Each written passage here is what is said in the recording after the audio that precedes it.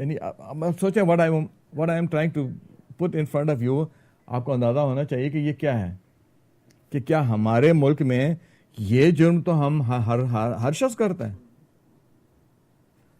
اس بنیاد پر ایک اتنے بڑے سینئر سینیٹر کی اخبار میں بڑی بڑی تصویریں لگی ہیں, اور اس میں مجھے ایک اور چیز جو اچھی نظر آئی کہ وہ یہ تھا کہ ایک تو یہ کہ اپوزیشن اور حکومت اور اپوزیشن دونوں کے لوگ اس میں شامل تھے, اور دونوں کی مشترکہ رائے تھی کہ انہوں نے یہ غلط کام کیے ہیں, ان کے خلاف ایکیوزیشن کی گئی. دوسرا جو اچھی بات مجھے یہاں ایک لگی کہ ان کی ایک house committee on standard of official conduct, یعنی اسٹینڈرڈس آف آفیشیل کنڈکٹ جو ہے اس کے اوپر بھی ان کی ایک ہاؤس کمیٹی ہے.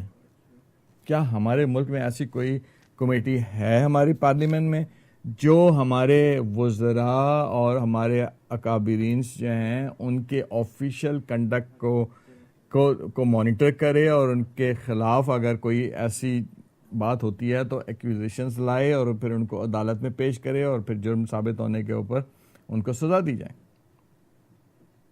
اسی میں ان کا میں ایک ایکوزیشن میں ایک یہ بھی پڑھا تھا کہ انہوں نے ایک ایسے پبلک لائبریری جس میں ان کا نام یوز کیا گیا تھا, جیسے ہمارے ملک میں ہوتا ہے نا کہ جی وزیر اعظم صاحب نے یہ پل کا, تو اگر ان کا نام کسی برج پہ استعمال ہو جائے اور وہ نام لکھا اور وہاں پہ وہ آپ سائن بورڈ لگا دیں, تو وہ سائن بورڈ از اناتھرائزڈ, کہ وہ ٹیکس پیئر سے خود شہرت لے رہے ہیں.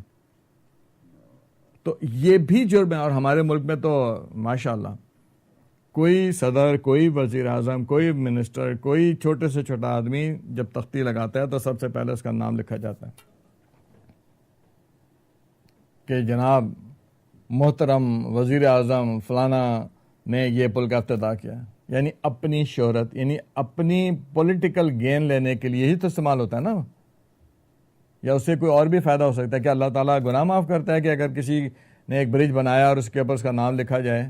ہمارے تو آپ دیکھ لیں چھوٹی چھوٹی کوئی وہ ڈسپینسریاں جن میں بعد میں نہ کوئی علاج ہوتا ہے, نہ کچھ ہوتا ہے, نہ جہاں پیشنٹس کی ٹیک کیئر کی جاتی ہے, ان تختیوں پر بھی لوگوں کے نام لکھے ہوتے ہیں. یہاں یہ بھی جرم ہے. اٹ از این, ہم جب ہر چیز امریکہ کی فالو کرتے ہیں اور امریکہ کی ہر چیز کو بڑے اپنے سینے سے لگا کے بیٹھے ہوتے ہیں, تو ان کی اچھی باتوں پہ بھی کرنا چاہیے. یہاں ایلنائے جہاں میں رہتا ہوں, یہاں کے پچھلے 4 گورنر اس وقت 3 تو آلریڈی جیل میں ہیں, چوتھے بھائی صاحب جو ہیں وہ آج کل پچھلے 1 سال سے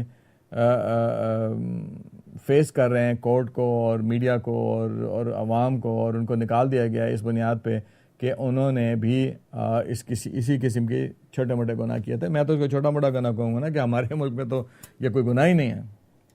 ہمارے ملک میں تو لوگوں کے پیلس ہیں باہر, بڑی بڑی انڈسٹریز ہیں, بڑے بڑے ویلا تو چھوٹی سی چیز ہوتی, پیلسز ہیں, اور کبھی ہم ان کو ایکسیپٹ کرتے ہیں کہ یہ ہمارے ہیں, کبھی ہم ایکسیپٹ نہیں کرتے ہیں, اور ہمیں کوئی پوچھنے گچھنے والا نہیں ہے.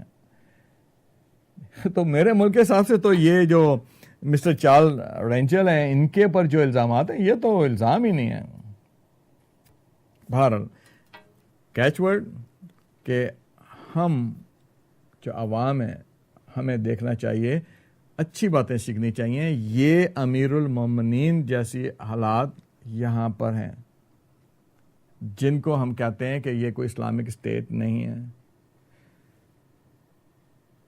ہمارا ملک جو ایک اسلامک ریپبلک ہے, اسلام کا قلعہ کہا جاتا ہے, ہم کہتے ہیں جی دنیا میں سب سے بڑی اسلامی مملکت ہے, جہاں پر بسنے والے 98% لوگ اپنے آپ کو مسلمان کہتے ہیں, اسلام کے دعوے دار ہیں, حضرت محمد مصطفیٰ صلی اللہ علیہ وآلہ وسلم کے جانثار ہیں, ان کی شان میں گستاخی پر نعرے لگاتے ہیں,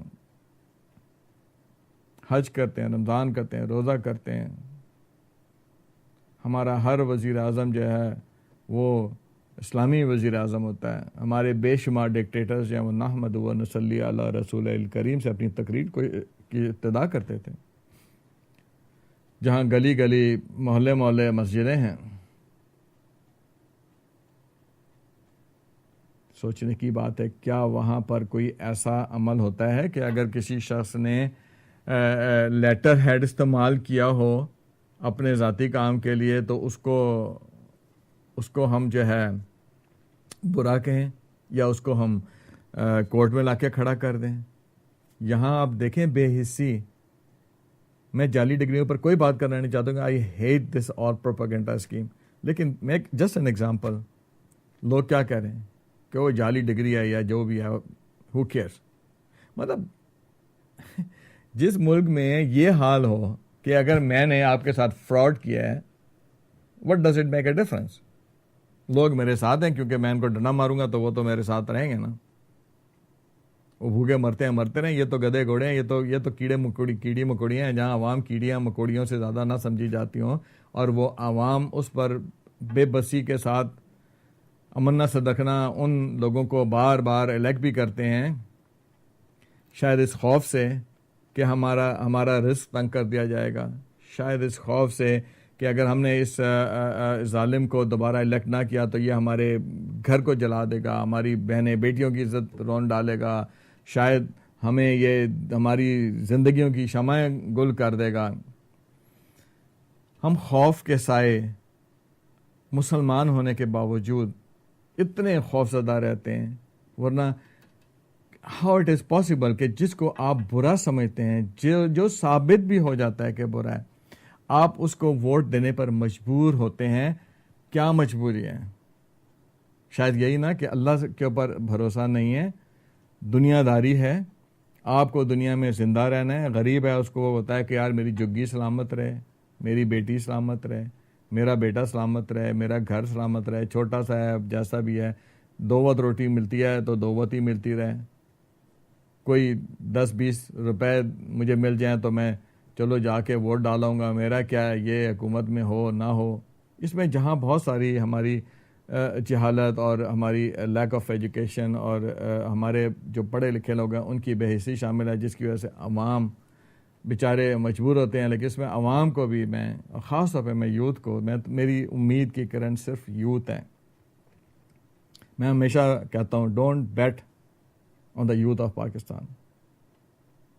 Don't bet on the youth of Pakistan. ان سے اچھی یوتھ دنیا میں کوئی نہیں ہے, ان سے اچھے نوجوان میں نے پوری دنیا میں نہیں دیکھے. یہاں کی یوتھ تو امریکہ کی یوتھ سوئی ہوئی, ان کو تو پتہ ہی کچھ نہیں. ہمارے بچے, ہمارے نوجوان, چاہے وہ لڑکے ہوں یا لڑکیاں ہوں, آپ دیکھیں ان کو موقع دیا گیا, لڑکیوں کو موقع دیا گیا, they are the best pilots. لوگ کہتے تھے کہ لڑکی کیسے پائلٹ ہو سکتی ہے, لڑکی کیسے ایئر فورس میں جا سکتی ہے, لڑکی کیسے آرمی میں جا سکتی ہے, لڑکی کیسے نیوی میں جا سکتی ہے. آپ نے دیکھا, they are the best pilots, they are more equipped, more professionally sound. آپ موقع دیں اس یوتھ کو.